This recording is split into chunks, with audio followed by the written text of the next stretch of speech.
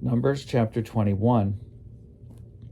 When the Canaanite, the king of Arad, who lived in the Negeb, heard that Israel was coming by the way of Atarim, he fought against Israel and took some of them captive. Then Israel made a vow to the Lord and said, "If you will indeed give this people into our hands, then we will utterly destroy their towns." The Lord listened to the voice of the Lord listened to the voice of Israel and handed over the Canaanites, and they utterly destroyed them and their towns, so the place was called Hormah. From Mount Hor they set out by the way to the Red Sea to go around the land of Edom, but the people became discouraged on the way. The people spoke against God and against Moses. "Why have you brought us up out of Egypt to die in the wilderness? For there is no food and no water, and we detest this miserable food." Then the Lord sent poisonous serpents among the people, and they bit the people, so that many Israelites died. The people came to Moses and said, "We have sinned by speaking against the Lord and against you. Pray to the Lord to take away the serpents from us." So Moses prayed for the people, and the Lord said to Moses, "Make a poisonous serpent and set it on a pole, and everyone who is bitten shall look at it and live." So Moses made a serpent of bronze and put it upon a pole.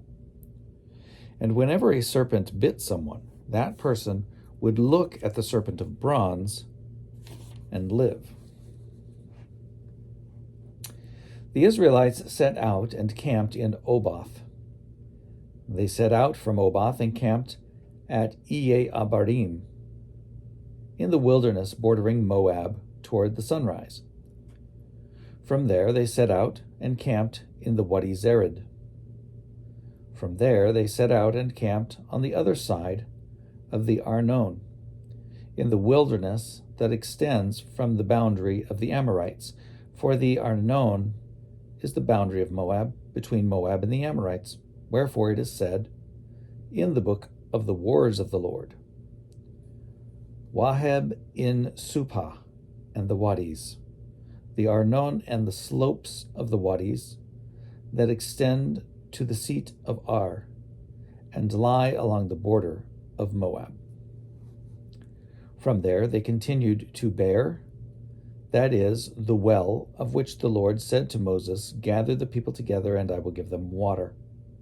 Then Israel sang this song: "Spring up, O well, sing to it, the well that the leaders sank, that the nobles of the people dug, with the scepter, with the staff." From the wilderness to Mattanah, from Mattanah to Nahaliel, from Nahaliel to Bamoth, and from Bamoth to the valley lying in the region of Moab by the top of Pisgah that overlooks the wasteland. Then Israel sent messengers to King Sihon of the Amorites, saying, "Let me pass through your land. We will not turn aside into field or vineyard. We will not drink the water of any well. We will go by the king's highway until we have passed through your territory." But Sihon would not allow Israel to pass through his territory. Sihon gathered all his people together and went out against Israel to the wilderness. He came to Jahaz and fought against Israel. Israel put him to the sword and took possession of his land, from the Arnon to the Jabbok, as far as to the Ammonites, for the boundary of the Ammonites was strong. Israel took all these towns, and Israel settled in all the towns of the Amorites, in Heshbon, and in all its villages. For Heshbon was the city of King Sihon and the Amorites, who had fought against the former king of Moab and captured all his land as far as the Arnon. Therefore the singers say, "Come to Heshbon, let it be built. Let the city of Sihon be established. For fire came out from Heshbon, flame from the city of Sihon. It devoured Ar of Moab, and swallowed up the heights of the Arnon. Woe to you, O Moab! You are undone, O people of Chemosh. He has made his sons fugitives, and his daughters captives to an Amorite king, Sihon. So their posterity perished from Heshbon to Dibon, and we laid waste until fire spread to Medeba. Thus Israel settled in the land of the Amorites. Moses sent to spy out Jazer, and they captured its villages and dispossessed the Amorites who were there.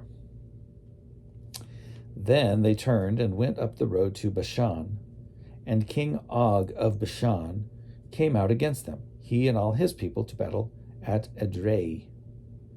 But the Lord said to Moses, Do not be afraid of him, for I have given him into your hand, with all his people and his land. You shall do to him as you did to King Sihon of the Amorites, who lived in Heshbon. So they killed him, his sons, and all his people, until there was no survivor left, and they took possession of his land.